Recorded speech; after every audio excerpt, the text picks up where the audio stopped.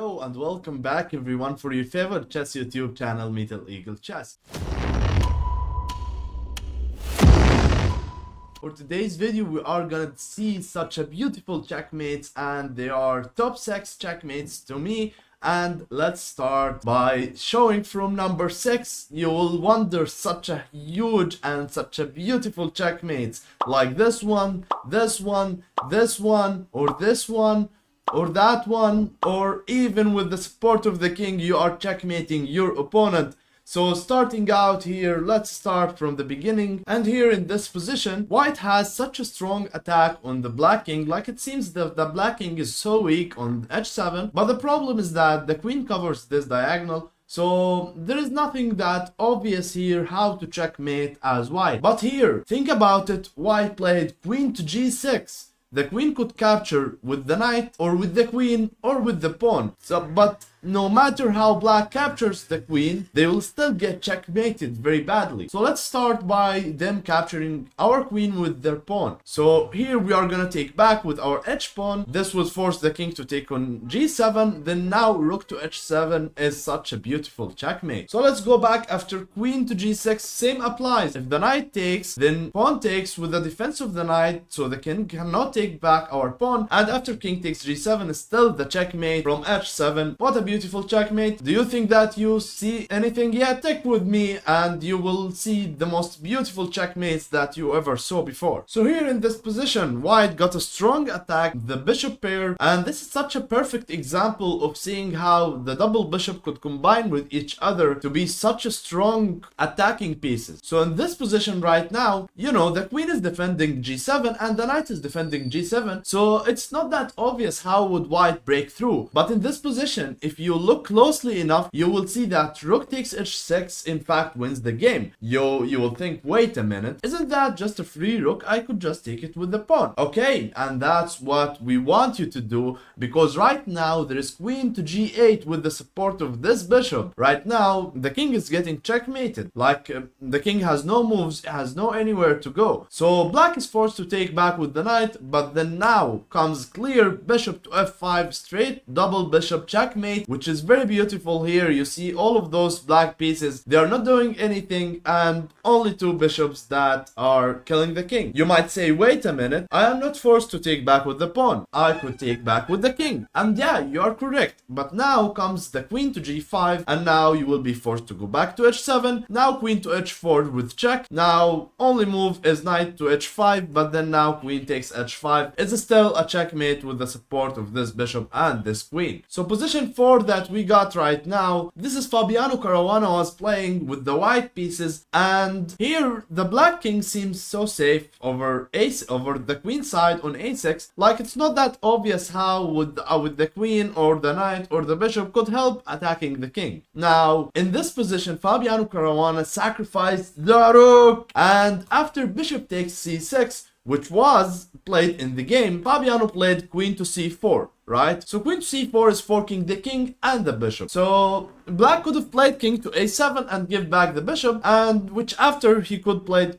queen to b7, but still white has a strong advantage because he's got two pieces versus a rook. But in the game, as black played the logical move, which was king to b7, right? You're just supporting your bishop. Come on, why would I give the bishop for free? But now comes the brutal and the most beautiful move was played in the game is queen takes c6. You might say, wait a minute, yes, you are gonna have a discover check, but I don't see how you checkmate really, because you need a thing to attack a dark square. So king takes queen is first, right? Otherwise you're just down two pieces and most likely you will lose the game. So now comes knight to e5, because it is important to not allow the king to run back. So knight to e5 must be played. Now the king only move is king to c5, and now comes the knight to d3 back. Again, the king cannot escape backwards, so he has to come forward, and now comes the silent but deadly move, which is king to d2 was played, and now c3, believe it or not, is unstoppable checkmate. Like let's say you play queen to f5 for example, now c3, and the king is getting checkmated. What a beautiful checkmate with the queen sacrifice included. Let's keep it going. So this one is the one that I call like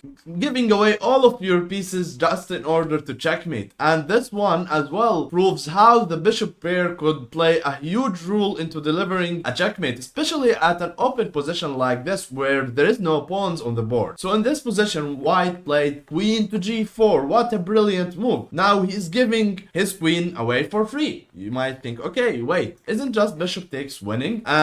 Okay, your rook is attacked now and the rook's trapped. But yeah, we got it. That's our idea. We're gonna play rook takes h6. With the support of this bishop, the king cannot take our rook, so they are forced to take back with the pawn. But now comes bishop to f7, and believe it or not, it's a checkmate. And once again, because of this bishop cutting off the king, and this one is delivering the checkmate. If you think that you saw enough this far, you still didn't see anything, because the final two top checkmates that I brought you today are the most beautiful ones. So here we got white playing with the white pieces. He's got his queen and his rook stacked up together. He's got his bishop. You know, the black king is weak, but also the white king is weak. And you might think, okay, as white, I could just take the knight. And believe it or not, in the game, white did that. But you might think, okay, wait a minute, but if I played rook takes h4, isn't your queen just pinned to your king and you will lose the game?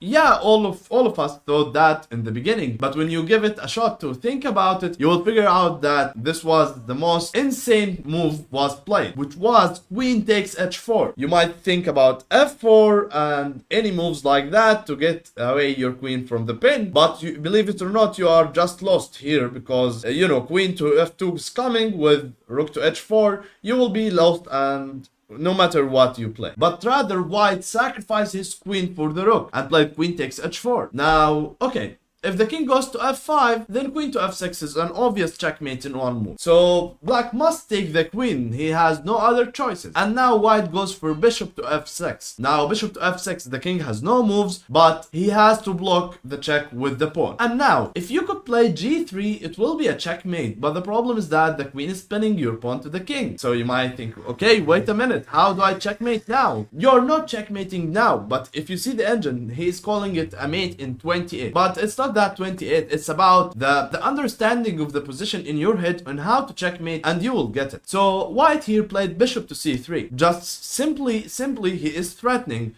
bishop to e1 with check, which after queen takes e1 is gonna be met with g3 checkmate with the two pawns. So now black played queen to f2, and as well, if black goes g4 at any moment, there is bishop to f6, which is a checkmate in one, by the way. So black played queen to f2 in the game, and now white played bishop to e5. And believe it or not, black just resigned here. And why he is resigned? Because okay, come on, try to come up for a move for black. You won't figure any. Because right now, the queen must stay on the second rank to prevent white from pushing g3. And as well, the black queen must control the g3 square, because otherwise bishop to g3 is gonna be played. So what would black do? If he pushes the pawn, his bishop to f6 is a checkmate. So this is a very good example of the switch of the Zugzwang, where basically like you wanna play, like you wanna say pass, I don't wanna play, you play another move. And as well, it doesn't apply here because white just plays any move and he still wins. But a Zugzwang means in chess that like he don't wanna move.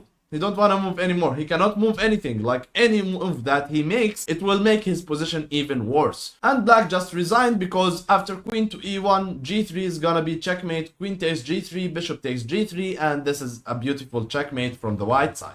Now let's go to the top one checkmate that we have here in our video today, and I made this one very special and it was very good, very good. This is Nicolas Russolimo was playing with the white pieces. He was one of the French champions and back then in the 90s or the 80s. Now right now in this position he played rook takes f5 as the beginning. Okay, rook takes f5 makes sense. This knight is defending, a very good defender on the king side here, and you know he's preventing a lot of white play. So when he played rook takes f5, now e takes f5 was meant to play. And now try to come up with a move like the most insane check that you can play in this position, and believe it or not, it will be the right one. Here, white played queen takes h6, sacrificing his queen away. Wait a second, what is going on? Like, the queen could be captured like twice with 2 pieces. First of all, if black captures with the g pawn, then comes knight to f6, king to h8 is forced, and rook to g8 is gonna be checkmate. So if black takes with the king, and that's what happened in the game right now, rook to h1 check was played, and now the king have to go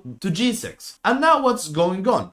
You might think that, okay, I'll check back, but if you check back, the king will just go back, and you didn't sacrifice all of your pieces just to simply gain a draw. Here, white played the insane, the great move. King to f4, such a silent move. Like, he's an innocent. He's not doing anything. But believe it or not, he's threatening a checkmate in only one move right now. So what should black do? Of course, if black took the knight, then bishop to h5 comes, king to h6 or king to h7 doesn't really matter, because bishop to f7 is gonna be a checkmate after. Let's come back. After king to f4, the black best defense here is to play queen to e6. Why especially queen to e6? That was played in the game, because if bishop to h5 was played right now, in fact this one is unclear right now who's winning. The engine says it's a draw, but after king to h6 or king to h7, like unlike the other time, of course king to h6 runs into bishop to f7 checkmate, but the problem here that black could play king to f7, and after bishop takes f7, the queen could block back with check, so you will be forced to take it, and this line is gonna end up being like a draw, or white is slightly better after this, and this. So let's come back, but white is not, of course, a player who is enjoying end games. Like, otherwise he wouldn't sacrifice all of his pieces, like, and then the queen after, and so forth. He's not playing for a draw. So he played here, after queen to e6, he played the silent move again, but not a king move this time, the rook to h8. Rook to h8 is such an insane move, my friends. Right now, stop bishop to h5 checkmate, it's unstoppable. You could sacrifice your queen, but it doesn't really matter. You could take the knight, but at the end, bishop to h5 is gonna be a checkmate. You see here, the rook is protecting the bishop, the pawn is preventing the king, and your own king is the one who is helping to take out to g5 and f5 squares from your opponent's king, and that would be the beautiful checkmate I have ever witnessed. Please share with me your thoughts about those checkmates in the comment sections. Make sure to drop a like and subscribe to the channel to see more videos like this, and see you guys in the next videos.